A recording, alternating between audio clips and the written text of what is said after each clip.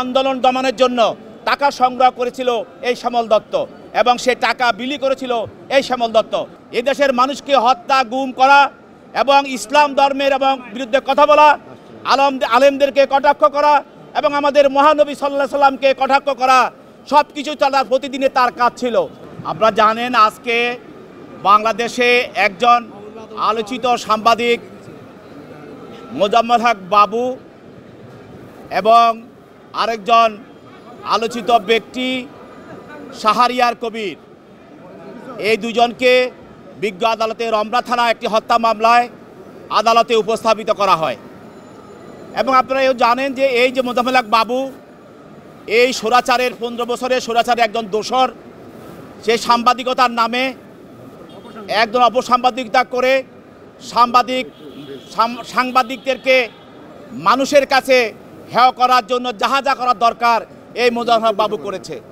এবং সেই সরকারের প্রত্যেকটা স্বৈরাচারী কার্যক্রমের সঙ্গে জড়িত এবং শেখ হাসিনা সরকারকে স্বৈরাচারের বানানোর পিছনে এই মোজাম্মেল হক বাবু সহ সবাই জড়িত। এবং সে কী সুবিধা নিয়েছে আপনারা জানেন। এবং সে 71 টিভিতে সারা বছর এই 15 বছর স্বৈরাচারের পক্ষে কথা বলেছে, জনগণের পক্ষে কথা বলে নাই।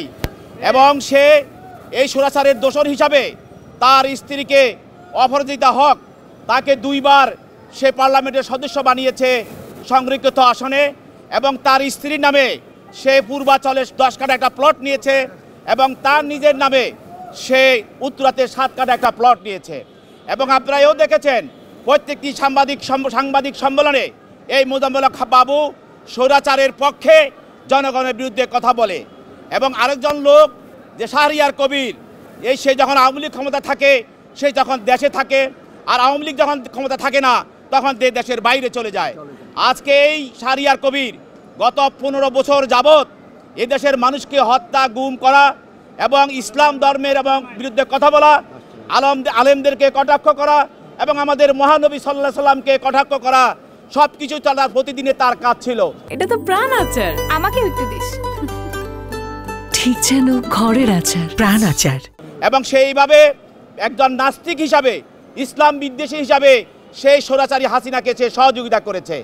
এই 2 জন আসামিকে বিজ্ঞ আদালতে তদন্ত কর্মকর্তা উপস্থাপিত করেন এবং করেন একটি হত্যা মামলায়, যে হত্যা মামলাটা হয়েছিল শান্তিনগরের মোড়ে।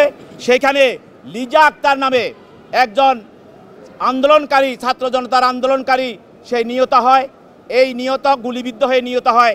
এই নিহত হওয়ার পিছনে এই 2 জন আসামি প্রাথমিক অবস্থায় তদন্তকারী কর্মকর্তা তাদের জড়িত থাকার বিষয়টা নিশ্চিত করেন এবং নিশ্চিত করার পরে তাদেরকে জিজ্ঞাসাবাদ করার জন্য এই হত্যার পিছনে আর কারা কারা জড়িত আছে এবং এই ইন্ধনদাতা কারা আছে, হুকুমদাতারা কারা আছে, নির্দেশদাতা কারা আছে এবং কাদের কারণে এই হত্যা সংঘটিত হয়েছে, এই সব বিষয়গুলিকে আর সামনে আনার জন্য তদন্ত করার জন্য তদন্তকারী কর্মকর্তা 10 দিনের রিমান্ড প্রার্থনা করেন।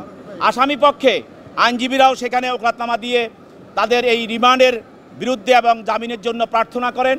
বিজ্ঞ আদালত উভয় পক্ষের শুনানি অন্তে এই আসামিদ্বয়ের বিরুদ্ধে 7 দিনের রিমান্ড মঞ্জুর করেন। একজন আসামি আপনারা জানেন শ্যামল দত্ত, তাকে আরেকটি মামলায়, সেটা হলো বাসানটেক একটি হত্যা মামলায় তাকে আদালতে উপস্থাপিত করা হয়। এই মামলার যিনি মারা যান, নিহত হন আন্দোলনকারী ফজলু, এই ফজলুকে গুলি করে হত্যা করা হয়। এই মামলায় শ্যামল দত্তকে এজাহারভুক্ত আসামি হিসাবে আজকে আদালতে উপস্থাপন করা হয়। শ্যামল দত্ত আপনারা জানেন যে সে সাংবাদিকদের নামে শেখ হাসিনার প্রত্যেকটি গণভবনে প্রেস কনফারেন্সে সে সাংবাদিকদের লিস্ট তৈরি করত এবং কারা কারা সেখানে থাকবে সে নির্ধারিত করে দিত। ইভেন কি এই মামলার যে আসামি ছিল আহমদ সুবহান এবং তার ছেলে, তাদের মাধ্যমে আন্দোলন দমনের জন্য টাকা সংগ্রহ করেছিল এই শ্যামল দত্ত এবং সে টাকা বিলি করেছিল এই শ্যামল দত্ত। সে আজকে দাঁড়ি ফেলে দিয়ে সে এবং মোজাম্মেল একসঙ্গে তারা ভারতে পালিয়ে যাওয়ার চেষ্টা করেছিল। যাওয়ার পথে তাদেরকে গ্রেপ্তার করা হয়। এখানে আরেকটি কথা বলে রাখি যে মোজাম্মেল হক বাবু তিনি একদিন কনফারেন্স সাংবাদিকদের বলেছিলেন যে আমাদের দেশের মন্ত্রী এমপিরা জয় বাংলা জয় হিন্দ বলে না কেন? যে ভারতের মন্ত্রীরা জয় বাংলা জয় হিন্দ বলে, তাহলে আমাদের দেশের এমপি মন্ত্রীরা জয় হিন্দ বলতে বাধা কোথায়?